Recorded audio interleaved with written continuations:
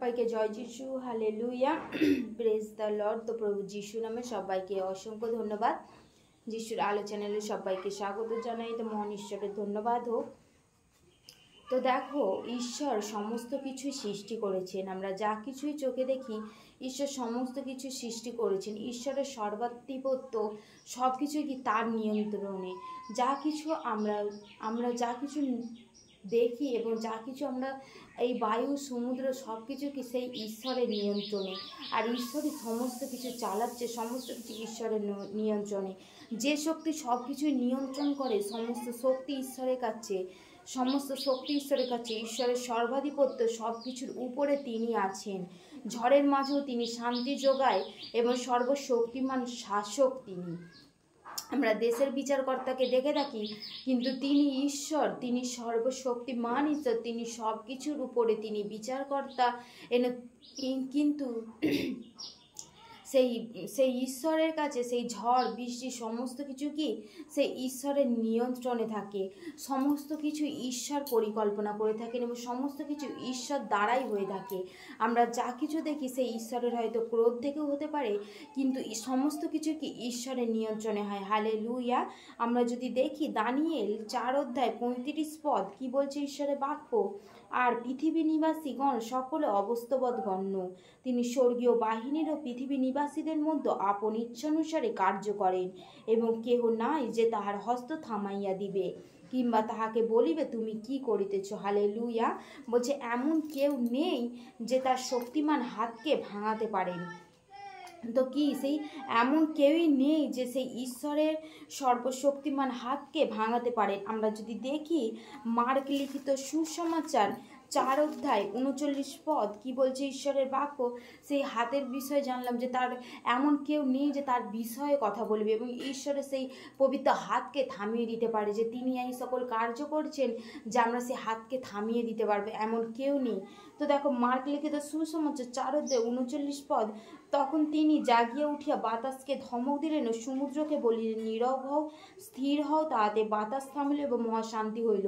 তো এটা কি কোনো ছোটোখাটো বিষয় যে ঈশ্বরের বাক্য বলছে কি তিনি জাগিয়া উঠিয়া বাতাসকে ধমক দিলেন। কাকে ধমক দিলেন? সেই বাতাসকে তিনি ধমক দিলেন এবং সেই বাতাস কি তাতে ধমক দিলেন যে সমুদ্রকে বললেন নীরব হও। সে সমুদ্রকে কি বললেন যে তুমি নীরব হও এবং কি নীরব হও এবং শান্ত হও, তুমি স্থির হও এবং তুমি সব কিছু যাতে থেমে যায় তাকে শান্ত করলেন। তাহলে এটা কে করতে পারে? সেই ঈশ্বরের নিয়ন্ত্রণে আছে বলে ঈশ্বর তো পারছে সেই বাতাসকে, বায়ুকে এবং সমুদ্রকে ধমক দিতে পারছে। হালেলুয়া। যদি আমরা দেখি রোমিও 13:1 ঈশ্বরের বাক্য কি বলছে, যদি আমরা দেখি রোমিও 13:1 বলছে প্রত্যেক বাণী প্রাধান্যপ্রাপ্ত কর্তৃপক্ষদের বশীভূত হোক, কেননা ঈশ্বরের নিরূপণ ব্যতি রেখে কর্তৃত্ব হয় না, এবং যে সকল কর্তৃপক্ষ আছেন তারা ঈশ্বর নিযুক্ত। হালেলুয়া। বলছে কি শাসন ক্ষমতার অধীনে থাকে। সে কে থাকে? সেই শাসন ক্ষমতার অধীনে সে ঈশ্বর থাকে। তিনি চাইলে উত্থান ও পতন করতে পারেন। তিনিই পারেন কাউকে উচ্চে বসাতে এবং তিনিই কাউকে পারেন যে নিচে নামাতে। তো তিনিই পারেন সমস্ত কিছুর উপরে। কে রয়েছেন? না, প্রভু যিশুই আছেন যে পারেন সমস্ত কিছুকে থামাতে। তো সেই কি যখন সেই ঝড়ও উঠেছিল সেই ঈশ্বরই থামিয়ে দিয়েছিলেন।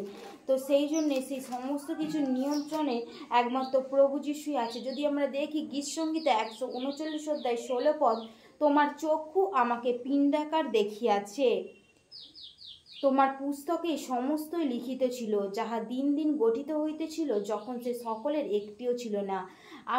আপনি প্রত্যেক দিন লক্ষ্য করেছেন কষ্ট, দুঃখ, যন্ত্রণা সব কিছু ঈশ্বরের থেকে আসে। যদি আমরা ইয়োব 1:21 দেখি, তো সেখানেও কি সেই ইয়োবের জীবনেও অনেক কষ্ট এসেছিল, কিন্তু ইয়োব কি পাপ করেনি।